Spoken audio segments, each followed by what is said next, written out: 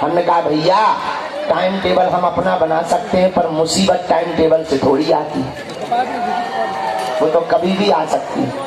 अब किसी के ऊपर मुसीबत आ जाए और हम कह दें कि बस टाइम टेबल है, तो गड़बड़ हो जाएगा। हमने कहा भैया ये तो शरीर है, इसे तो आना ही जाना है, इसका तो शरीर का काम ही है, एक दिन जाना ही है, थोड़ा सा 2-4 महीना आगे पीछे हो जाएगा, लेकिन भैया हमारे मन में संकल्प है पूरे भारत के लोगों को हनुमान जी से जोड़ करके ही मानेंगे।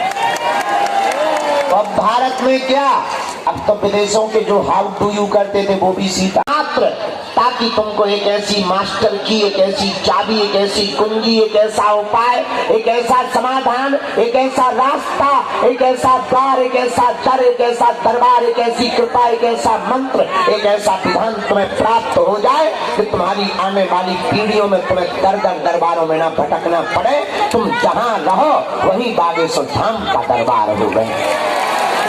और एक बात, इसका उद्देश्य ये नहीं है कि हम तुम्हें धाम बुलाना चाहते, हम तुम्हारी जिंदगी में ये चाहते कि तुम जहां रहो वहां बागेश्वर धाम हो।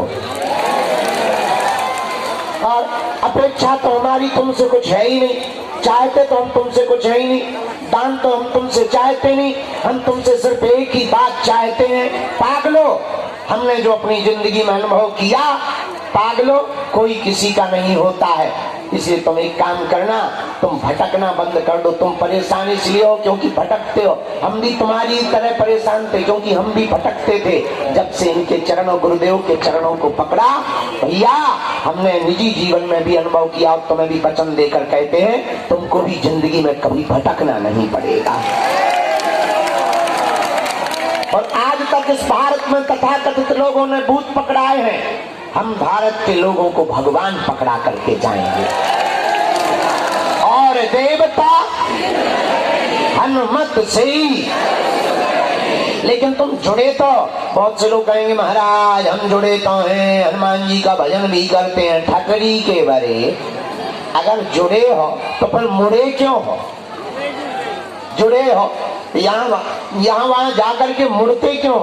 जुड़ते हो तो फिर मुड़ते क्यों?